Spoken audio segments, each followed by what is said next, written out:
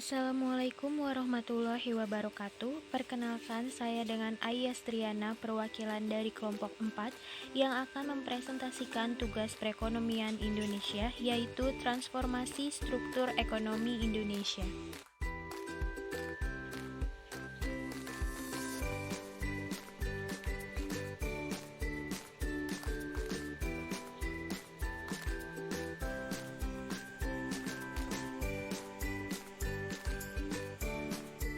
Transformasi struktur perekonomian pertama kali diperkenalkan oleh Visser pada tahun 1939 dan Clark 1940.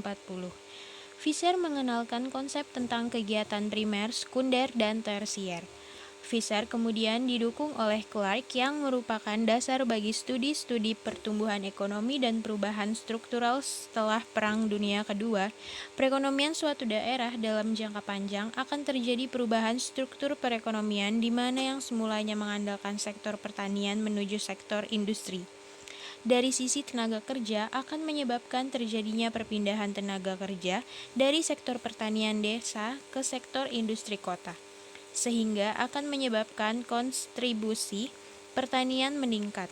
Transformasi struktur perekonomian merupakan sebuah proses perubahan yang terjadi pada struktur perekonomian di mana yang awalnya lebih bersifat subsistem akan lebih menitik beratkan pada sektor pertanian atau sektor primer. Dalam hal ini, perubahan tersebut lebih didominasi dengan perubahan sektor industri atau sektor sekunder dan juga sektor jasa atau sektor tersier.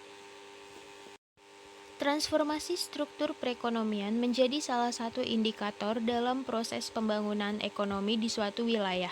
Ketika transformasi struktur ekonomi baik, maka proses pembangunan ekonomi di wilayah tersebut juga akan baik.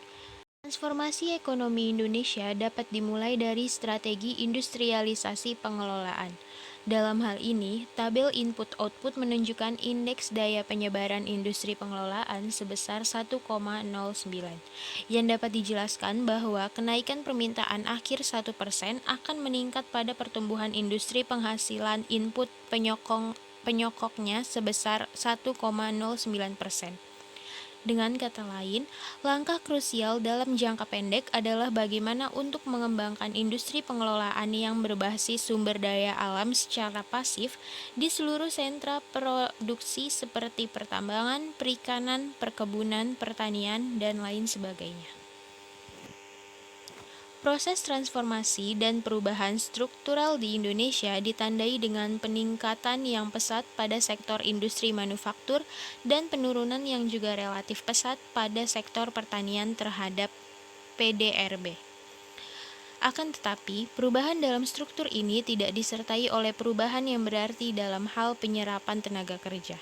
Akibatnya, produktivitas relatif pada sektor pertanian yang semakin tertinggal dibandingkan dengan produktivitas pada sektor industri manufaktur. Menurut Jingan 2001, transformasi struktur ekonomi merupakan adanya peralihan dari masyarakat tradisional atau pertanian ke arah masyarakat modern atau industri. Menurut Jingan, transformasi struktur memberikan manfaat. Yang pertama, kesempatan kerja yang akan semakin bertambah dan produktif. Yang kedua, penggunaan sumber-sumber baru yang akan memberikan manfaat pada struktur ekonomi. Dan yang ketiga, adanya perbaikan teknologi yang semakin tinggi. Transformasi ekonomi dapat melibatkan 1. Relokasi sumber daya dari kurang produktif ke sektor yang lebih produktif. 2.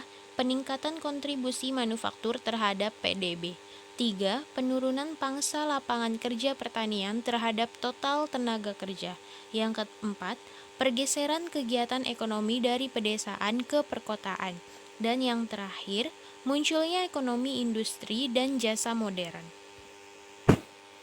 Terdapat dua tingkatan pada pertumbuhan ekonomi. Yang pertama, dalam tingkat nasional. Pertumbuhan ekonomi secara nasional ditunjukkan dengan adanya perubahan pada produk domestik bruto atau PDB. Yang kedua, secara regional.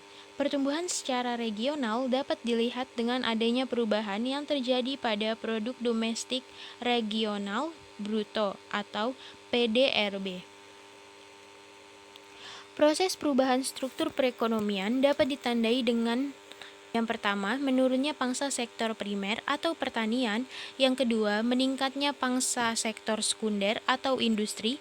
Dan yang ketiga, meningkatnya pangsa sektor tersier atau jasa. Terdapat 3 faktor yang dianalisis oleh Senery dan Sirquin pada tahun 1975. Yang pertama, perubahan-perubahan dalam struktur ekonomi yang dipandang sebagai perubahan dalam proses akumulasi.